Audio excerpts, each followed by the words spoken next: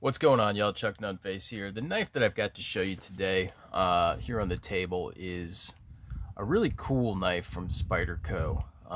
It's not anything new. It's been around for quite a few years now. I can't remember exactly when it was initially released, and then it went away, and then it was re-released again.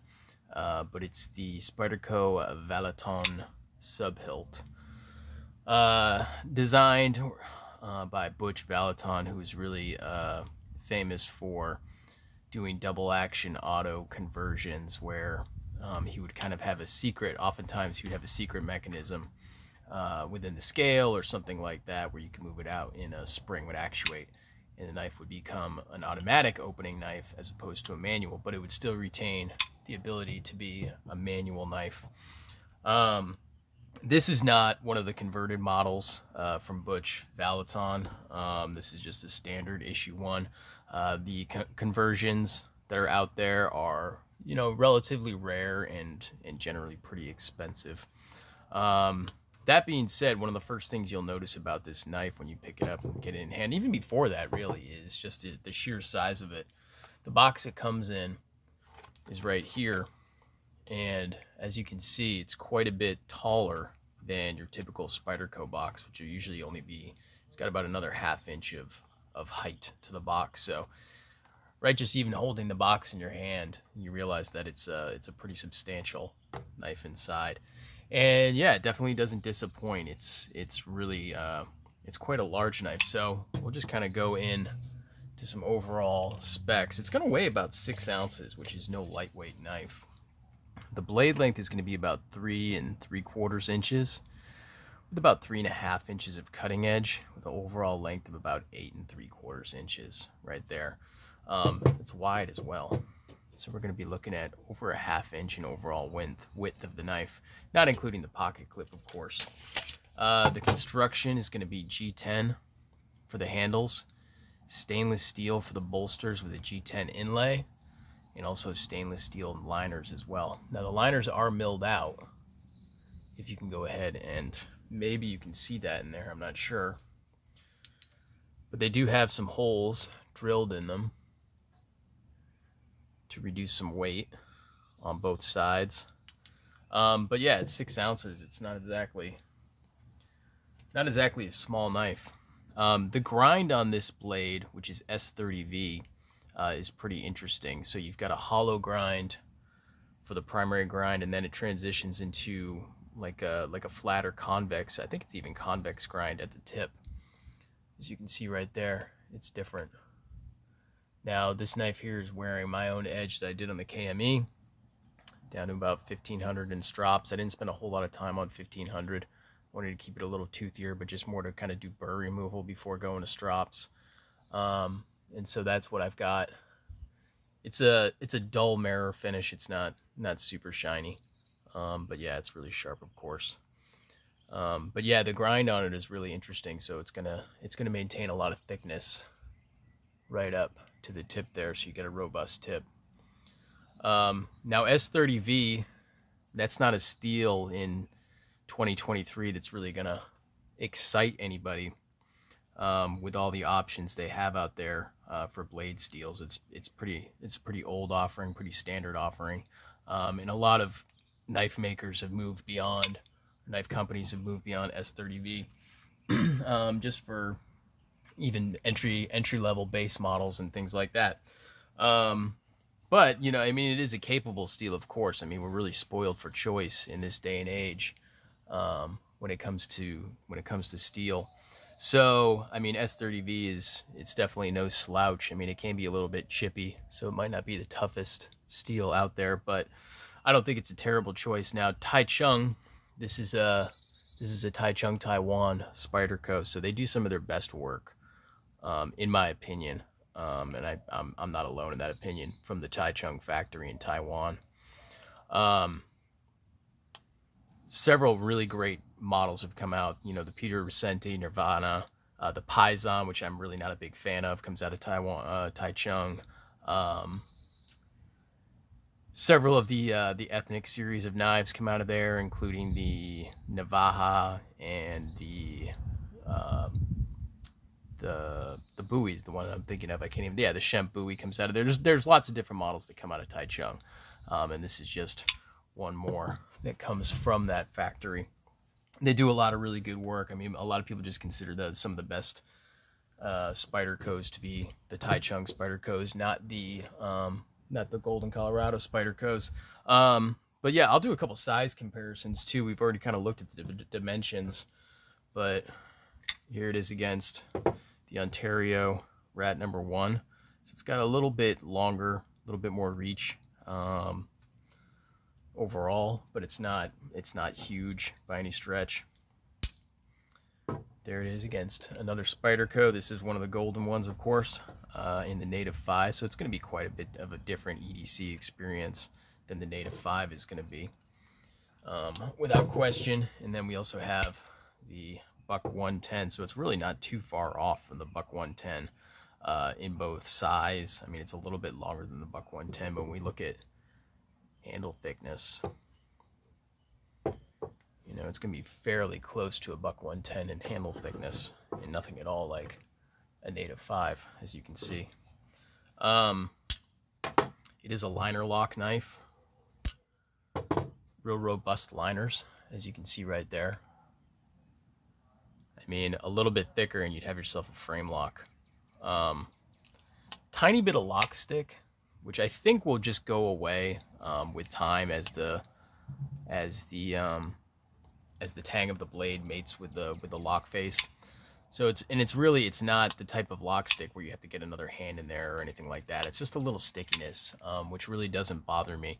I'd rather have a lock have a little bit of stick, a non-bothersome stick, than, you know, just be completely, well, I don't know if that's 100% true. I mean, a nice free moving lock is excellent also, but you know, it's definitely not anything that I would concern myself with. That tiny bit of lock stick right there. As you can see, the action is great. It's got a drop free. Well, it snaps out with authority. The access to the lock bar isn't, you know, completely unfettered. There is just a small area to access, which is fine. But it will drop free until it hits your thumb, riding on those phosphor bronze washers. I haven't added any additional lube to this or anything like that. I haven't taken it apart, cleaned it, done anything like that, so it's just kind of as is. But as you can see right there, it's got those phosphor bronze washers, which I always prefer, generally speaking, in a knife. I definitely prefer that. The G10 on this is really nice and smooth. It's almost got like a carbon fiber or wood look to it. Nicely contoured. A nice radius on both sides. Feels excellent in the hand. It's got a good feeling. It feels very secure, and yet it does have a nice feeling on the hand, you know, in the hand, and it goes into the pants really easily too. The pants pocket with that smooth G10. It's not super grippy, but it also doesn't feel like I'm going to drop it or I'm going to lose it. There's lots of nice grip options. You know, with this, if you want to be back on the blade like that, that's pretty comfortable. If you want to choke up on it a little bit, I mean, it doesn't have a forward choil or anything like that. But that finger weld right there, that doesn't get in the way at all. In fact, that's really where it gets the name from, the Sub-Hilt. So the Sub-Hilt Fighter was a design by, I believe, Bob Lovelace, where he had like a shoot pattern knife, or fighter blade, or it was just kind of his pattern, and he had that Sub-Hilt finger weld right there that would come down. It was more pronounced on his custom fixed blades, but that's that harkens to that and kind of pays homage to that right there.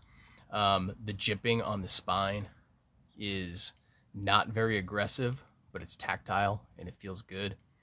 That hump is really unique. I mean, it's not unique to Spyderco, but so often you'll see with the Spyderco, you'll see that leaf style blade, you know, like you see in the Native 5 right here, where the steel will be coming all the way, but in this, all the way to the top, and you'll get that, like I say, that leaf style blade, like here on the Native 5, but it drops down nicely, and then, you know, drops into the point as well, giving it a really unique look, as well as feel in hand. And it does feel good in hand. It weighs, like I say, it's 6 ounces, or maybe just a hair over 6 ounces. It's a substantial knife, and so, you know, you're gonna feel it in your pocket. If you're wearing dress slacks, this may not be your best choice.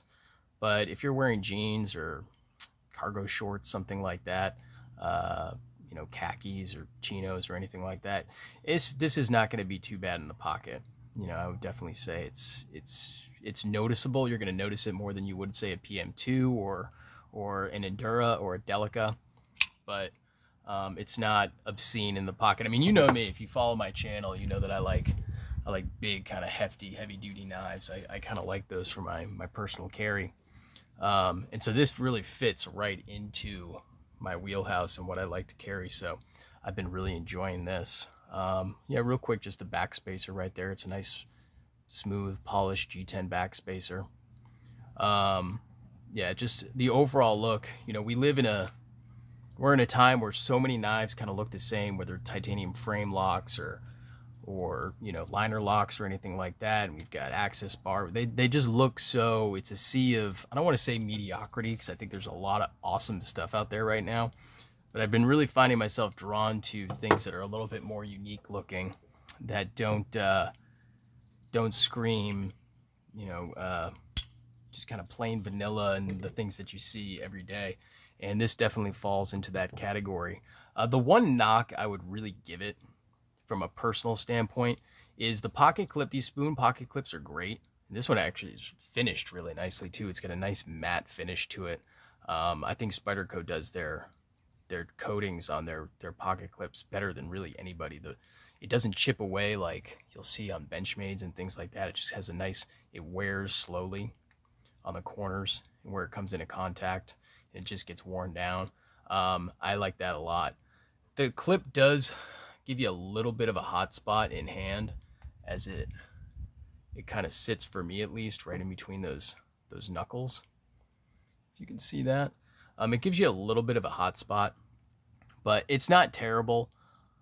I may opt, which I rarely do, I may opt to get a Lynch deep carry clip on this, because even with a Lynch clip, it won't be truly deep carry. You'll still see about that much of the handle coming out of the pocket and give you something to grip on. But I'm wondering if maybe an Endura style deep carry clip on this might make it just a little bit more comfortable in hand. I'm curious to see if that might be the case. I don't think I have one on hand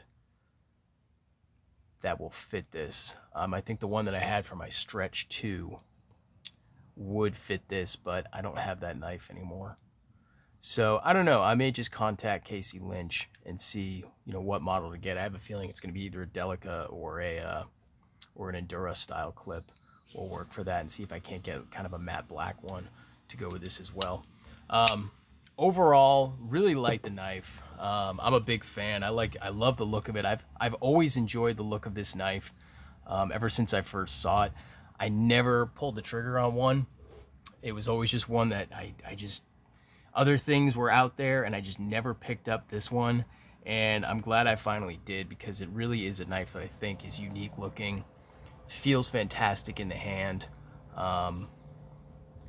just has a great vibe to it overall. And so I'm really happy to add this to the collection. If you haven't done so already, and if you've made it this far in the video, I definitely appreciate you go ahead and click that little subscribe button in the corner. Share this video with a friend. Follow me on Instagram at Chuck_Nunface, and stay tuned for the next one. Peace.